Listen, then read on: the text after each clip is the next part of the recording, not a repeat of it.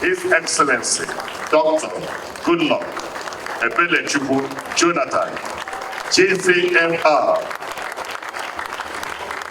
Thank you so much. Please be seated. Please be seated.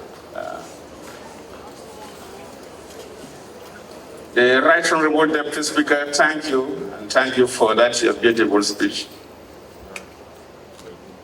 Members of the National Assembly here with us serving, and those who have served, that are still very strong, and they are here with us.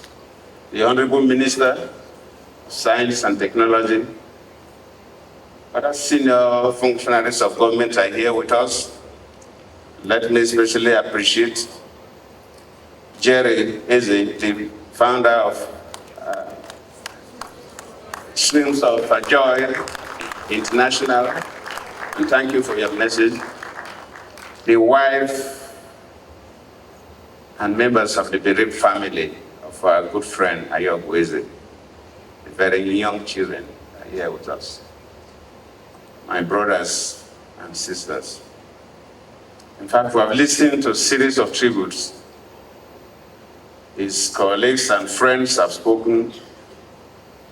We heard from the family through the daughter, and two people that he worked under, the chairman of the Revenue Mobilization Allocation and Fiscal Commission, and of course my own chairman of former chairman of PDP, His Excellency, that was also the former governor of Enugu State. Thank you for your beautiful speech. I may not want to bore your ears again because I would listen to very poetic tributes, and most of them come from journalists like him. I have to thank them, and listening through, you really know who our late friend, our late brother, late father was. I knew Ayogu Eze from when I came as a vice president. That was during the 6th Senate. And that is when he also joined the National Assembly. Of course, later on now, when I became a president. Of course, as a vice president, I didn't know much about him. But it was when I became a president that we started interacting. Himself and some senators, including Senator Emmanuel Polka from Bayelsa State, were very useful to me. Whenever there are issues, they will come.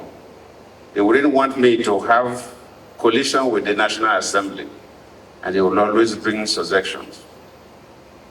Yes, members of the National Assembly used to visit presidents for different reasons. Some would come to seek for favors. But Ayogu Eze came to see me with Senator Polka and a few others on several occasions. And they didn't come to see me because they wanted favor for themselves or for anybody close to them. But they wanted to assist me in terms of suggestion, how to handle certain things so that there will be peace in the country. And there will be no friction between me and the National Assembly. So the descriptions given here are correct. In most cases, when somebody dies, of course, eulogies must be positive. People will create stories, positive stories, for the purpose of burying the dead. But what we've heard this evening, they are not created for the purpose of burying Senator Eze. It depicts who he was. He was a nice person. It's unfortunate that, like some people say, that it appears good people don't live too long. The Bible talks about 3 scores plus 10, and he has even denied us that 3 scores plus 10. It's only 65, not even 70. It appears to be the minimum matured age, looking through the scriptures. But just like one of the songs that was raised here, fading away like a star of the morning. All what will leave behind is decay thing.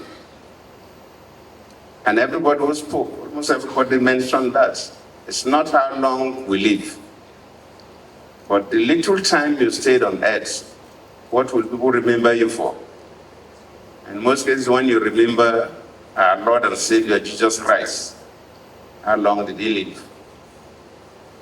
And he has impacted life and still impacting life till today. So it's not living the life of Methuselah that matters. But if God gave you 30, 40, 50 years, 60 years, what did you use that period for? He used it very well. And I join all others, especially the Deputy Speaker who spoke before me, to console the family.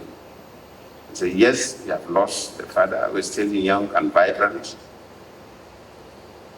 He was a good man, he's impacted life, and God will give you the fortitude to bear the loss. The doors that He would have opened for you, God will provide human beings that will open windows for you. The pastor, we thank you for coming yourself to preside over this ceremony. Continue to pray for the family. And on behalf of my foundation, that his younger brother works with us, Eze,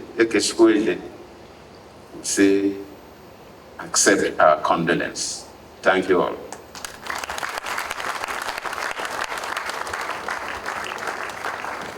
Thank you, Your Excellency. You can do better. Your Excellency, the former President of the Federal Republic of Nigeria,